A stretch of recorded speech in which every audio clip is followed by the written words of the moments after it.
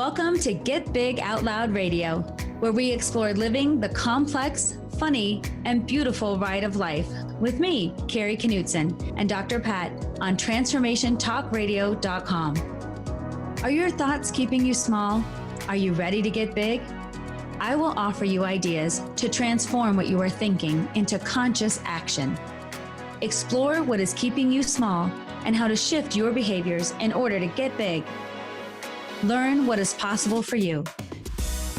Get ready to get big and live life out loud starting now. Everyone, I'm Dr. Pat, and I get to take this beautiful ride of life with the most incredible Kari Knutson.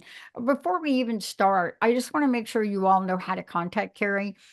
Why? Because I've gotten so many requests from people. I want to be a speaker. I just don't know where to start. I want to be on TED. I'm not that person, but Kari Knutson is. And so for those of you that are listening today, go to knutsonspeaks.com and you'll be able to check her out and find out why she is booked pretty much every day of the year. Part of that has to do with our topic today, meaningful connections.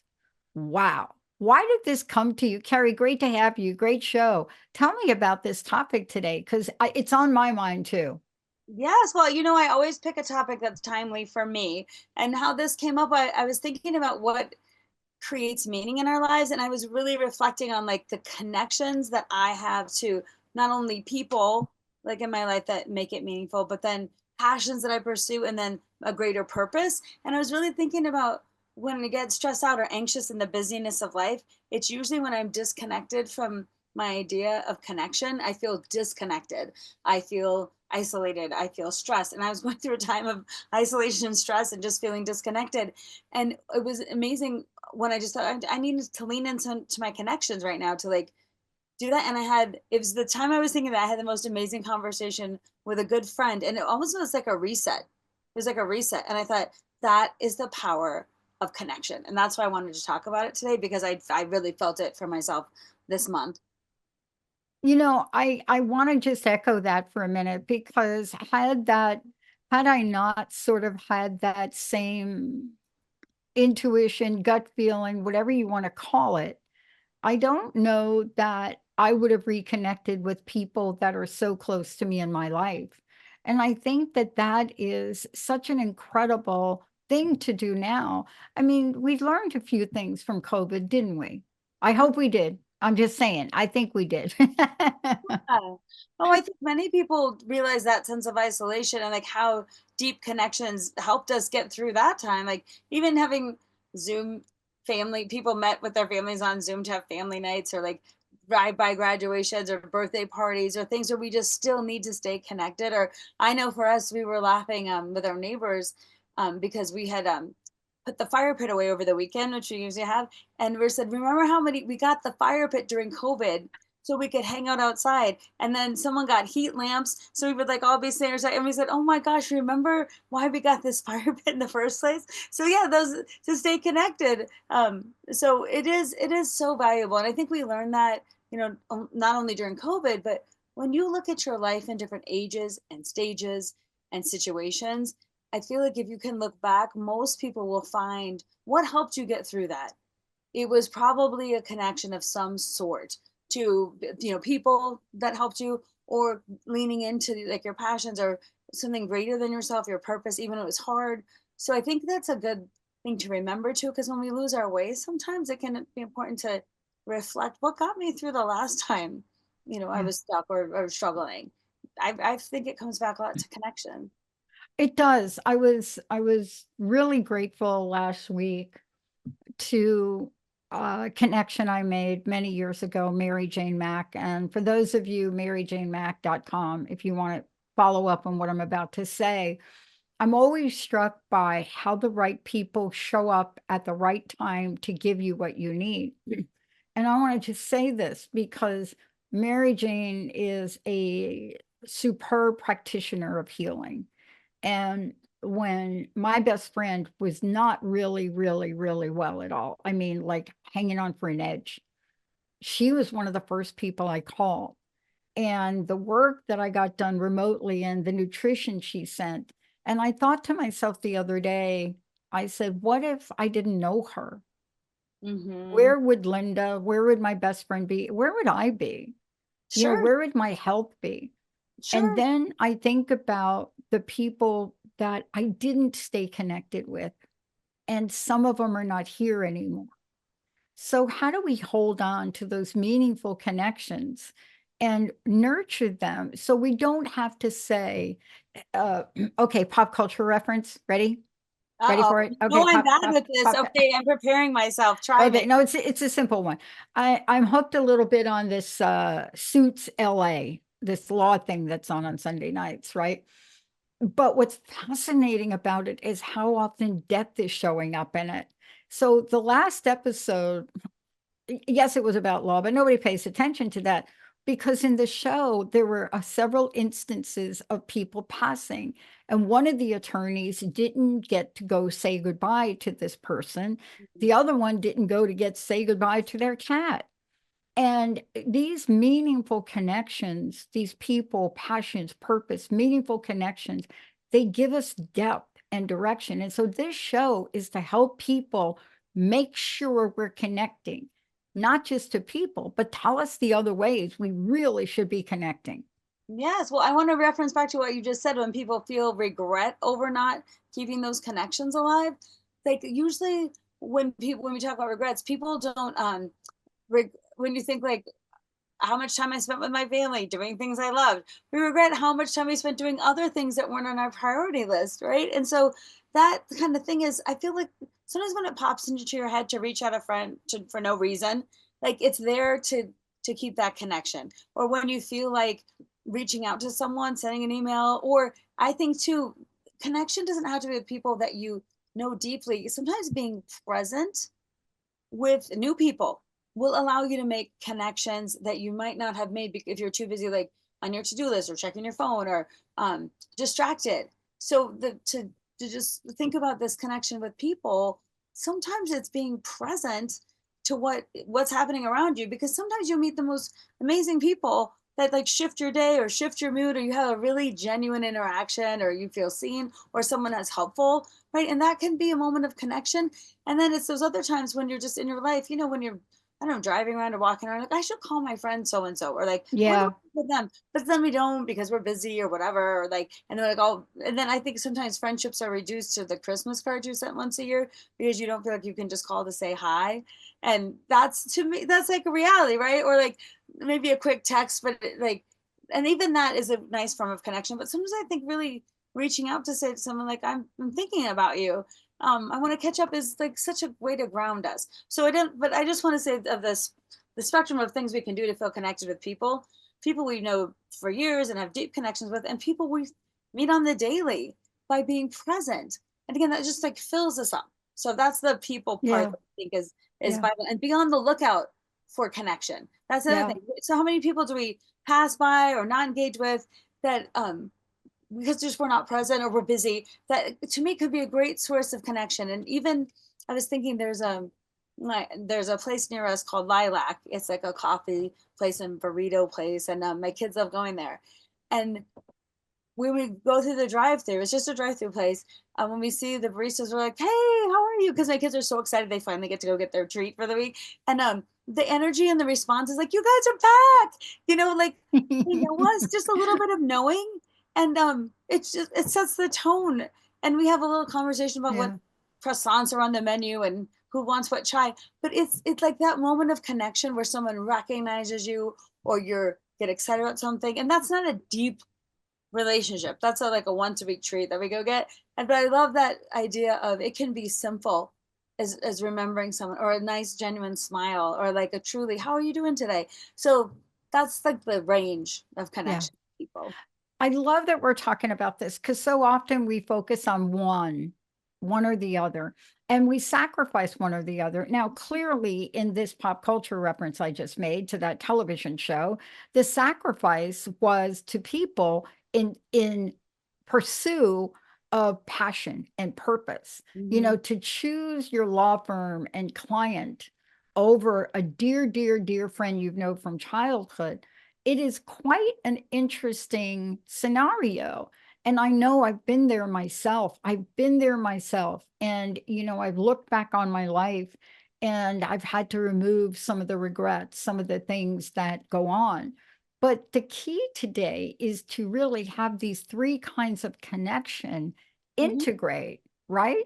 Yeah, oh, definitely. And well, and I think too, one usually leads to another, which could lead to another. Like, so it's not totally separate. And also, I don't think it has to be a big thing like, now I'm going to create connection. I think it has to be an intentional thought, and then you take action on it. So intentional, like I'm looking to deepen my connections, or I know I feel better when I'm connected. So sometimes being connected to people, or like, let's take it this way. Sometimes you're doing something you're passionate about, and then you meet really cool people that share that passion, and then you develop some relationships. Sometimes you're really into your purpose and living your why, and again, people who are also aligned, they find you, right? And then, so I feel like these things definitely intermingle, and the idea is to be intentional, like, where do I find that connection? Because part of it is recognizing in the busyness of life and to-do lists, and just to me the day to day, you Mhm. can get so busy with your things, and also feeling like my productivity is a measure of my worth.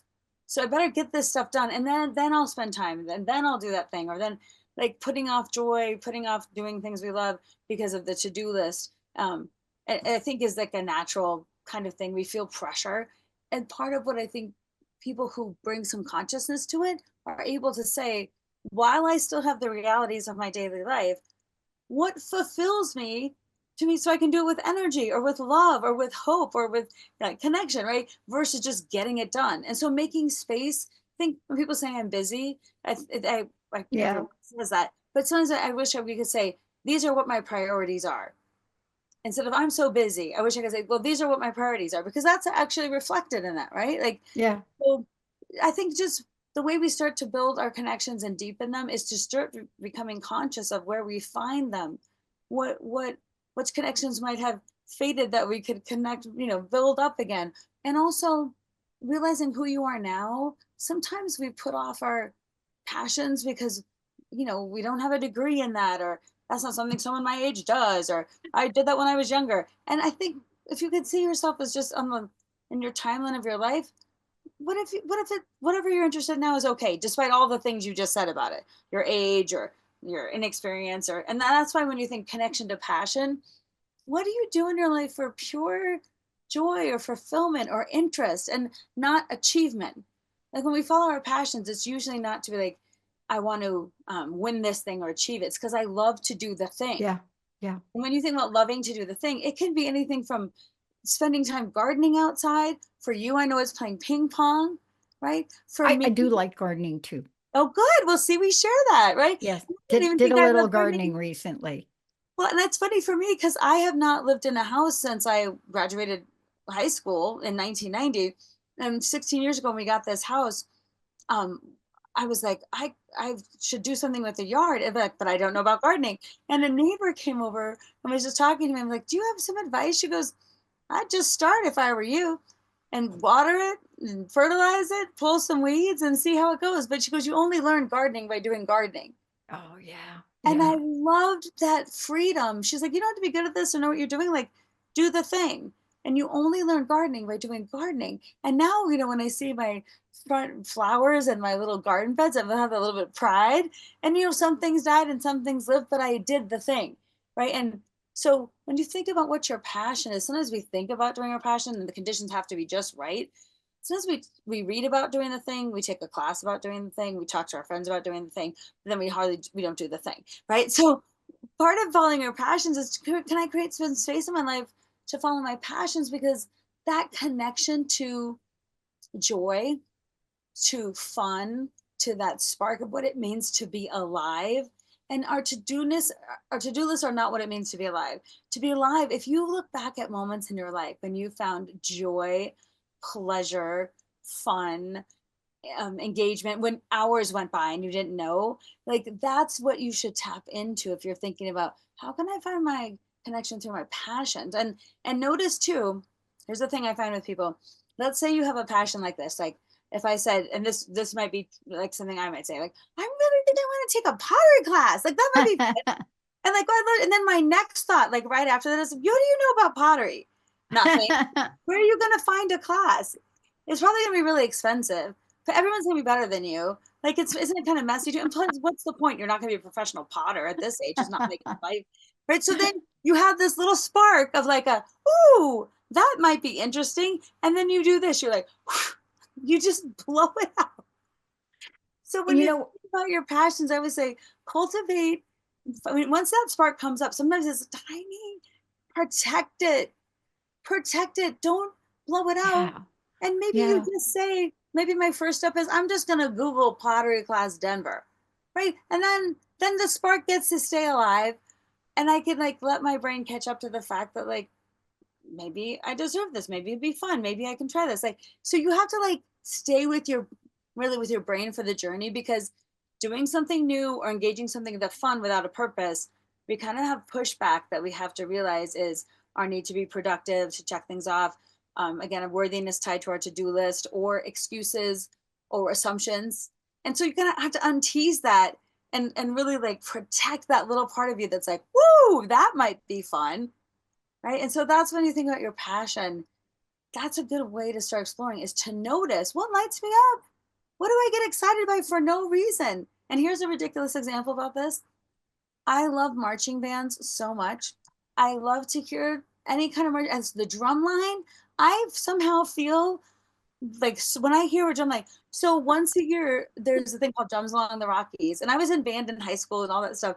But Drums Along the Rockies brings me pure joy. And I just feel like that experience of going, even if no one wants to go with me, I want to go hear a bunch of people beat on the drums and march around the field, because somehow that's exciting for me, right? And you don't have to justify, right? You just have to enjoy.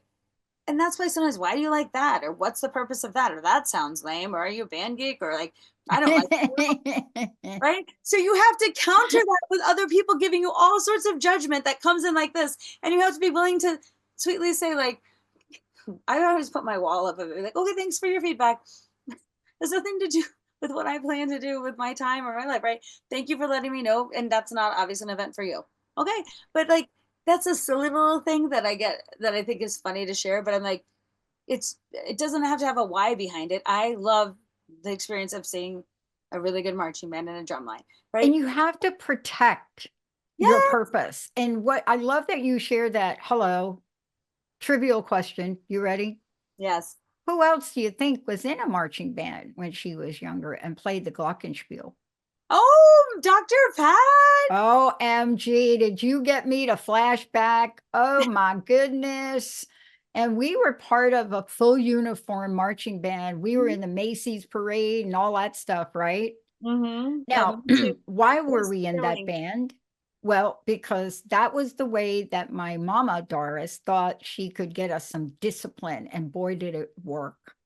I mean, if you've ever been, you go to these marching bands, the precision is, you can't even find the right words, right? Oh, it's so wonderful. I Amazing. feel like I love them. it taps into the precision, the musicianship, I'd say the athleticism of being able to do all those things. And I do think it's great because, like, for me and you, we're talking right now.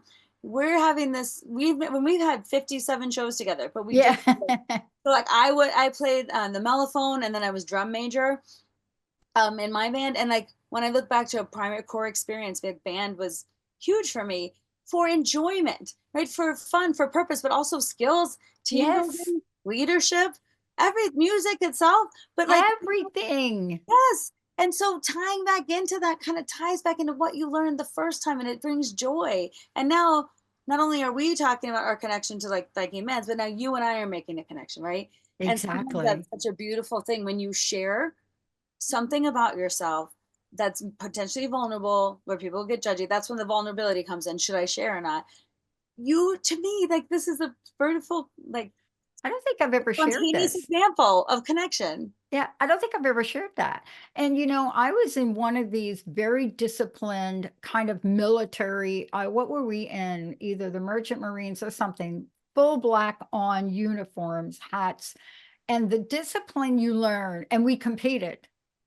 And what you learn from competition You cannot eat. I think it's the thing that made me so disciplined in the sport I play or in Mhm. other things that, do I want to call it training? Is training a good word? Training. Sure. Um, what I learned in that, and I loved it. And I could play the heck out of that thing, and it's heavy to carry that thing around. I don't know if Emily can find a picture of a glockenspiel, but look it up, people.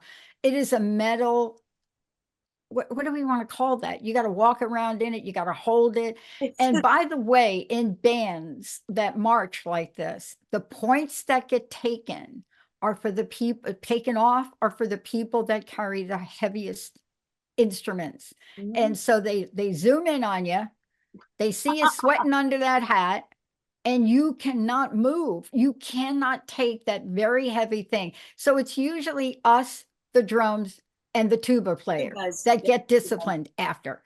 But you have another experience I want you to share. You have something that hits all of these: purpose as a mom, Mhm. passion, raising your children, and a location. And this you and I have in common. We love the ocean for some strange reason. We're Mhm. probably from Atlantis. But isn't that also spending that time with your children by a Oh, place you love, right, Carrie? yes. So one example, I was trying to think of an example to talk about the intersection of these ideas, people, passion, and purpose, and what lights us up and connection. And I thought of this really vivid example for me was when my kids were little, we went to go visit my dear friend Kim, who lives in Florida. And it was going to be the first time by the ocean. And because we're in Colorado, we're landlocked. It's like a big deal to see the ocean. And every time I've seen the ocean from when I was little to my adult life, it's been very random. I grew up in Colorado. We only traveled to Wisconsin and Ohio, right? When we were growing up. Then I moved to Iowa for undergrad, further away from the ocean, right? And then I moved to North Carolina, but up in the mountains, right? So again, I'm not in the ocean, but then Boston, I finally got a taste when I lived near there. Um, but it's not the kind of ocean you're gonna go swim in a lot. Well, a little bit, but you know what I mean? Like I had been landlocked most of my life. So visits to the ocean were few and far and in between. And so, but I loved it. Like just the experience of the ocean is like thrilling for me. It's I can't believe the power of it. I love the sound of it, the smell. Like to me, it's amazing. So I have this thing inside me, right? And my kids and I are going to Florida to visit my friend Kim, and we were not going to the beach that first day because she picked us up. It was late in the afternoon. We were just driving by. It was really windy, actually, and kind of cold. And we said, we're going to do the beach tomorrow. We're going to get all packed up. But the kids were like, can we just see it? Can we just go walk on the beach? I'm like, of course. Okay. So we're fully in our clothes, we're just gonna walk on the beach. We're just walking, we're looking. So we come to the opening, we walk through this kind of entrance area, and then all of a sudden the ocean is there with this beach, and they've never seen a beach or an ocean before, and they're like so overwhelmed and delighted, and I am too because it's so exciting to share it with them. And then they're like, can we just put our feet in, can we at least touch it? I'm like, of course, like let's just, but just to your feet, don't get, like we're fully dressed, don't get wet. And that was ridiculous, right? Because they get their feet wet in the first wave that comes, and then they are in the water fully laughing, playing, screaming, and it's kind of windy out, and I'm like, oh, I love this. And we're having this moment, and my friend Kim, who lives there and sees the ocean every day, is observing this with such delight because we're having this moment together. And then the greatest part is after like playing, the kids were totally soaked head to toe in their clothes, right? We had no towels, no nothing. Kim and I, thank goodness we had undershirts on of our shirts. So we just took our shirts off and wrapped these little children and carried them back up to the Oh, car. And we were laughing and we were wet and sandy, and it was unexpected and spontaneous and beautiful. And I feel because we were all present to just, let's just have this experience. And the kids in that moment, their joy of just seeing the ocean and throwing themselves in and just having this moment with me connecting to my kids, my feeling about the ocean, my friendship with Kim and having her experience in that. And like, it was such a small moment, but it was full of connection. It was just full of this connection, the spontaneous and beautiful organic connection. And I was so glad I felt present for it. And to this day, like I have the picture of the kids on our refrigerator because I just, it brings me joy to have that picture. But just even remembering it is yeah. is fulfilling in some way. And so tapping into sometimes our memories of deep connection. And I feel like, thank goodness I was fully present. I wasn't worried about their clothes or like the fact that we just got there, or like, what are we gonna do about the towel? Or we didn't plan it this time, or like it just, none of that showed up. And so I think that was a valuable lesson. And sometimes there can be spontaneous connection. You have to be present for it. And that means you have to have your mind in the right place to be present for spontaneous connection and appreciate that. Well, and one of the things I want to talk to you about is the one leading up to this today, which is I have found this next connection. We're going to take a short break and we'll talk about it when we come back. You know, it is the idea of connecting to purpose or connection to purpose. Mhm. And you and I both have stories about it. Certainly, I know what happens to me when I drift from my connection to purpose. The universe is not kind to me and make sure that I get back and to remind me how much I love being on that purpose. When we Mhm. come back, we'll talk about that. But I want Purse to know, what are you up to? What are you planning? How do people find out more about you? Yes. So they go to knutsonspeaks.com. I know it's up on the screen. And there you'll find information about my speaking topics, my coaching packages, my one woman show, opportunities to work with me, and how to connect. And the things I'm excited about right now are just, I'm doing a lot of leadership training series where I'm getting to do a lot of different topics as part of a series for people, which has been really fun. I love that. Yes, it's so important, and it's been so gratifying to get to go back instead of a one and done, to go back to groups and again deepen those connections. We're having really robust conversations, and the people are more vulnerable because they trust, like the level of trust each time goes up, and so that's been thrilling. And I've been doing a lot of coaching for public speaking for people who want to improve their public speaking, which has been so gratifying to see, because I think the world needs better speakers, and I feel like working with people, sharing what I've learned, and helping to elevate our field and helping give people that confidence has been completely gratifying. It's been so fun. And I think that's important for everybody to know and explore. When we come back, though, the big conundrum: how do you do this one thing? Even if you have the other two going on, how does this one show up? How does your connection to purpose show up? Do we know how to nurture it? Do we even know that beyond the activities of purpose, there's the heart of purpose? What does it feel like to be in that space? Gentleman I studied with, Mahali, who was the creator of flow theory, I always love talking with him. And okay, true confession, he was really responsible. He and Sidonia Cahill were responsible for me not becoming a consultant. I understood something in a small way that I didn't understand before. Your heart can lead the way. When we come back, Kari is going to walk us through how that happens to her every day, some of the decisions she makes, and now what she's doing to help in the world, especially in the area of leadership. So needed. Emily, let's take a short break. We'll be right back with Kari Knutson.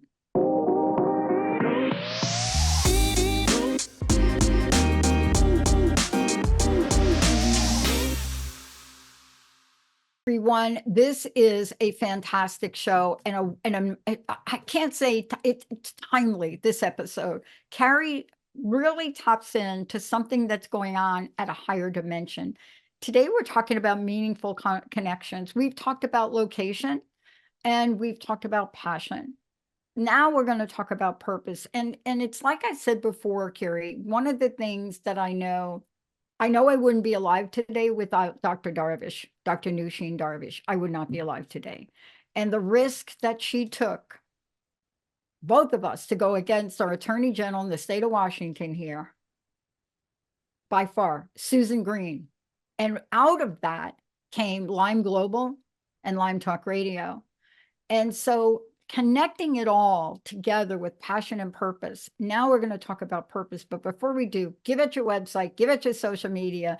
And for anybody that wants to learn how to stand up in front of people and make a difference, they're going to get a hold of Kari. What's the best way to do that? You go to knutsonspeaks.com, Knutson speaks.com, and there's ways to contact me. There's ways to see topics I speak on, ways to connect for coaching. And it gives you a good sense of like what my personality is, as well as this podcast, as like the way I coach, the way I train is all about making connections that are meaningful with people and elevating what all of us are doing. So that's the best way. If this is interesting to you and Yeah. you have that secret dream, I want to maybe be a speaker, I want to share my thing, like the now is a great time to do that. Yeah, it is. And that really points to connection to purpose. It Mhm. is, I said it was elusive, but I want to hear what you say about it. Connection to purpose, because you had to go full circle to really tap into your full purpose, didn't you? Yes. And I really think what's interesting about connecting to purpose. So we've talked about connecting to people, all kinds of ways we connect with people, then our passions. And those two things are more, sometimes easily accessible because people are all around us. We have practice having relationships in our lives. Passions, we can tap into at different points in our lives when things have excited us, and we can tap into like what makes us feel alive. And then that idea of purpose, sometimes purpose is so elusive because what happens is as we grow up and we tend to get into these boxes of what we think we should do. So I got this degree, so I should work in this field, or I got this job and it's not quite fulfilling, but I need to pay my mortgage. And I feel like I could have done this, or that. I did that and it worked out okay. Like that, like we just kind of accept sometimes where we're at. And some people are lucky enough that their purpose aligns with their work, but a lot of times what I see is that it doesn't. And then people are like unfulfilled or unhappy and just like calling it in, and not really lit up by the work that they do. And the idea about finding purpose to me is not always paid work, but it is the work we do to elevate like our world and the world we live in, right? For others. So sometimes it's the volunteer work we do. It's connected to something bigger than ourselves. That's why it's not always our job jobs. But for most of us, like for me, when I think about, I feel like at this point, I'm like, oh, I figured out. Like I'm actually living my purpose. But the road to get there was not like, oh, this is gonna happen. Like it was really windy and some of it distracting, and some of it helpful to what I'm doing now. And I couldn't even make those connections. But sometimes like when you get to like, I feel like for me, I loved psychology and I loved being a therapist and I love also working in schools, but something about it wasn't fulfilling all the needs that I had, but parts of it were being met. And what's interesting now is thinking about using psychology as a background and then using how we talk to people, and then therapists, we study dynamics of people, like what's going on within groups, within families, with ourselves, and being able to process that, and then loving how people think.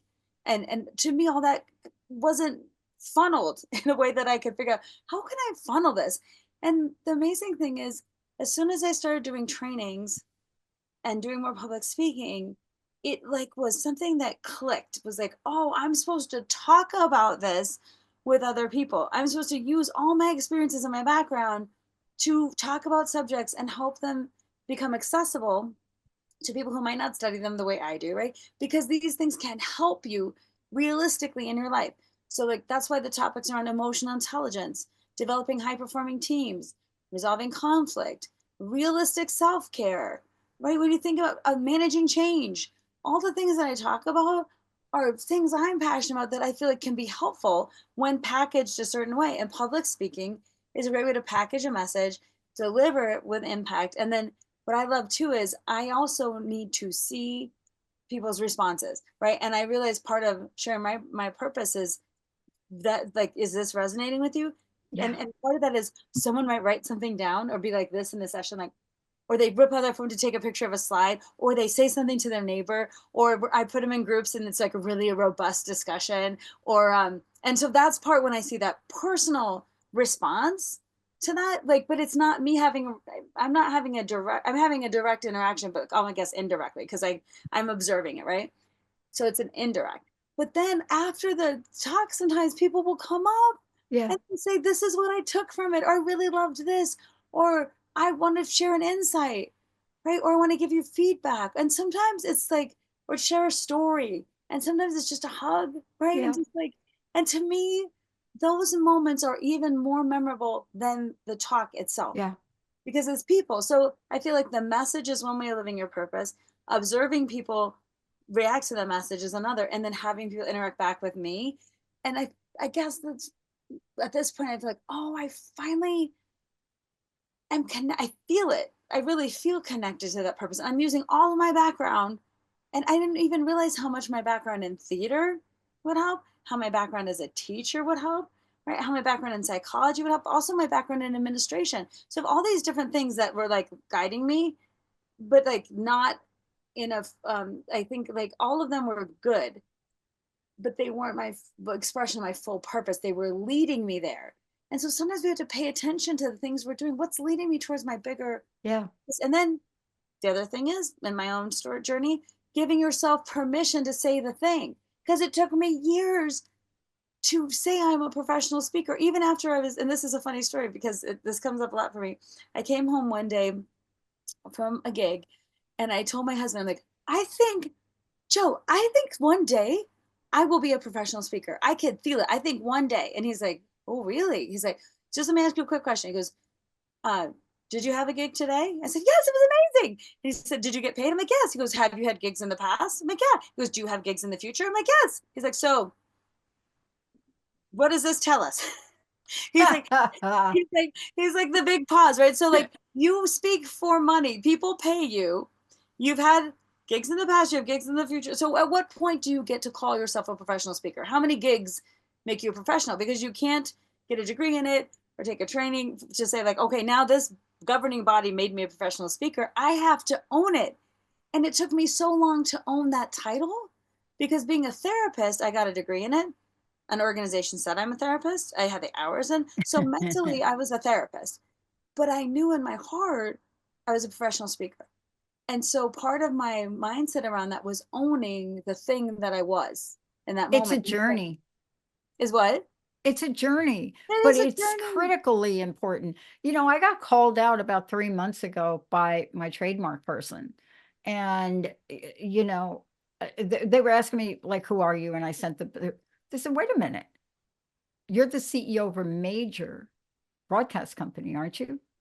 And I was like, this is me. I'm like, what's wrong with you? Right? You hear that? What's wrong with you?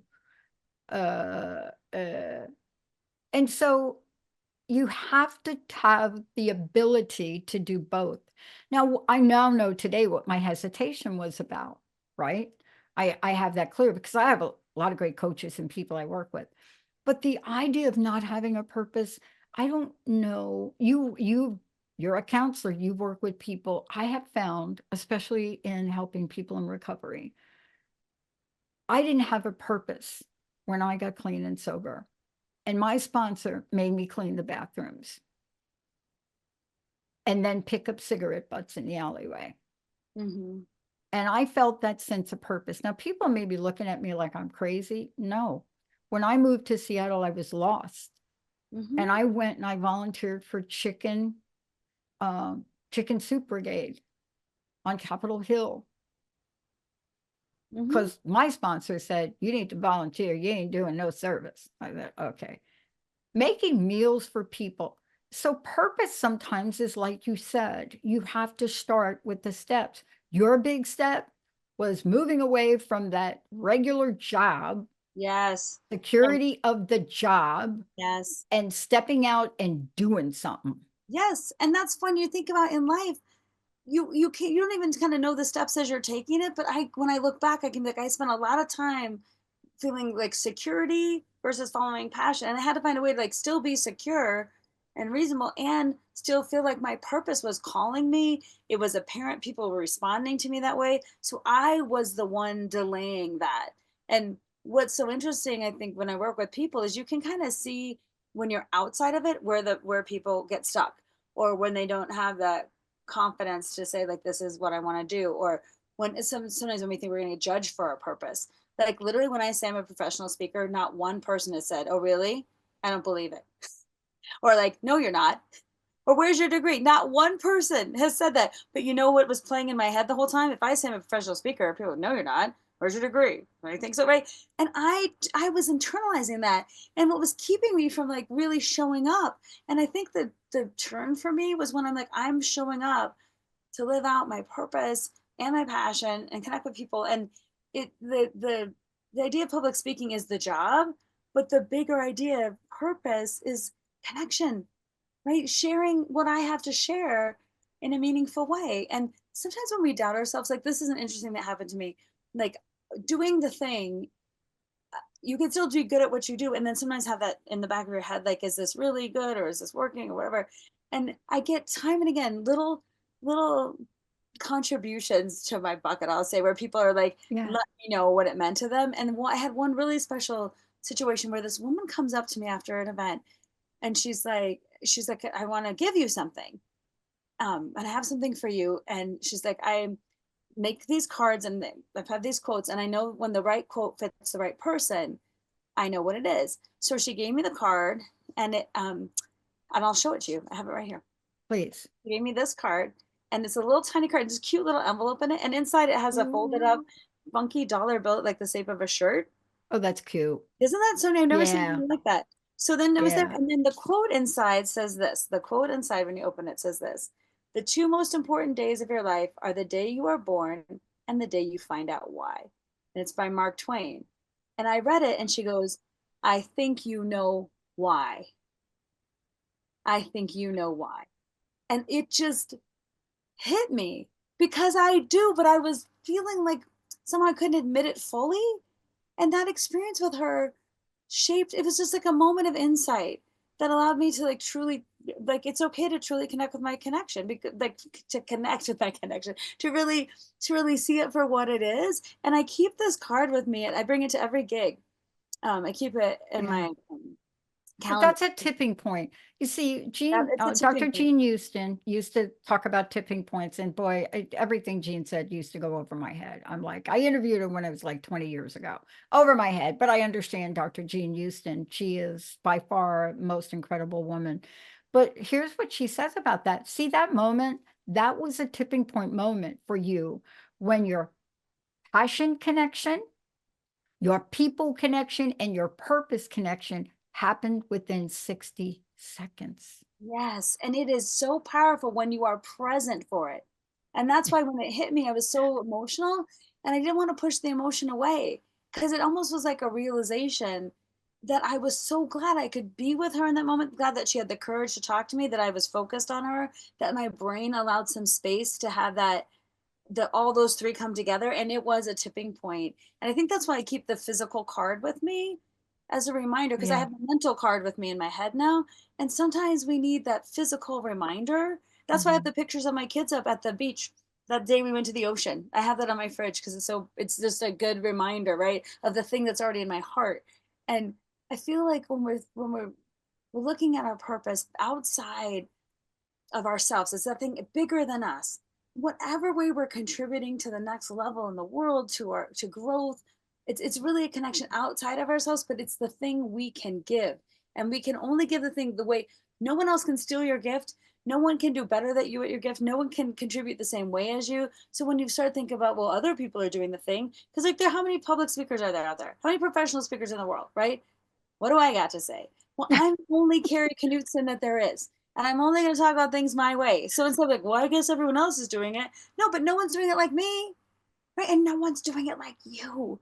And whatever, how that ever shows up for you, that's what I want to encourage people to think about. Your purpose doesn't have to be like a big parade, right? Mm. It could be like a small, steady calling that's like, here's how I'm Yeah. spending my time to contribute to something bigger than myself, right?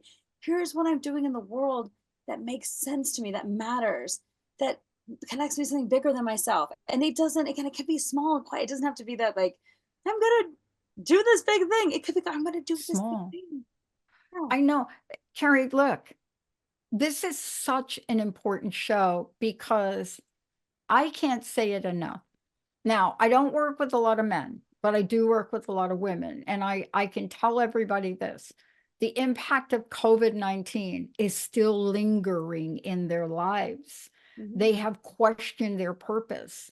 They have gone back to a way of being that they didn't want to be before because they don't believe they have choices. And I want to say, you don't just help people about speaking, you are also an amazing coach.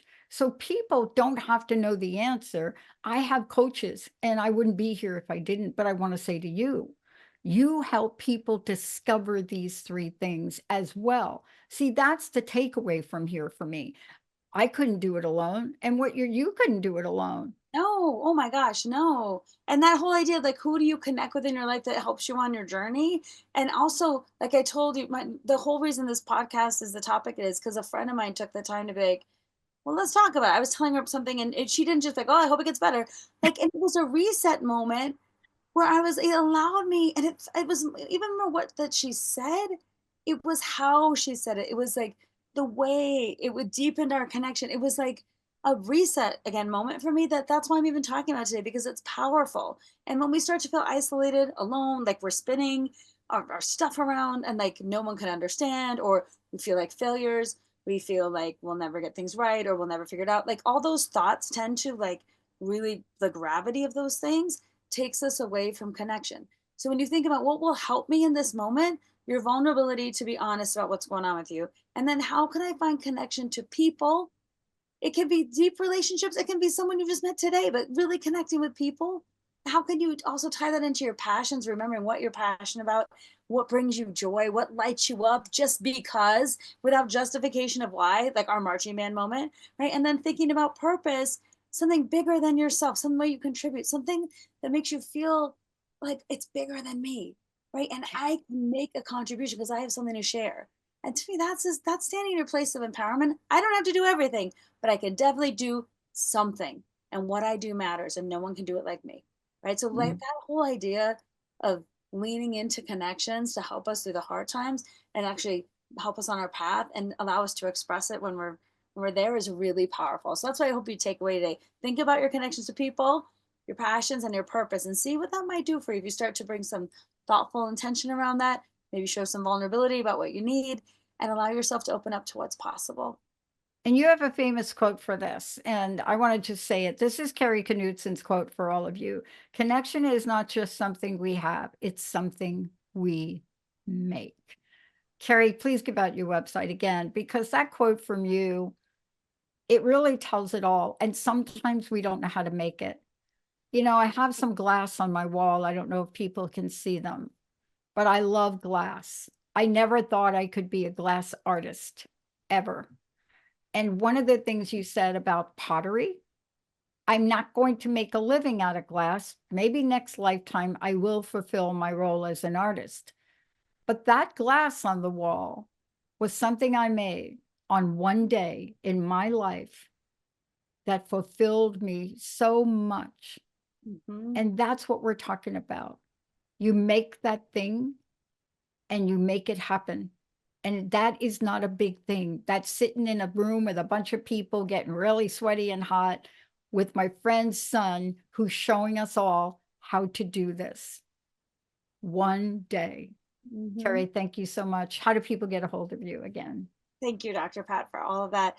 You can go to knutsonspeaks.com and find out about coaching, presentations. And you're right, I do coach on public speaking, and I also coach on awareness, increasing your emotional intelligence, trying to like really focus on what matters and help solidify your focus to that. So you can find out all about my work on my website. And again, thank you for this connection, because this matters to me. And thanks everyone who's listening too. Yeah, you all, connections rock. We'll see you in a minute. You have been listening to Get Big Out Loud Radio, where we explore the complex, funny, and beautiful ride of life with me, Kari Knutson, joining Dr. Pat live every second Monday at 10 a.m. Pacific on TransformationTalkRadio.com. I will help you to know which thoughts are keeping you small in order for you to get big. Get big and live your life out loud. For more information, visit KnutsonSpeaks.com.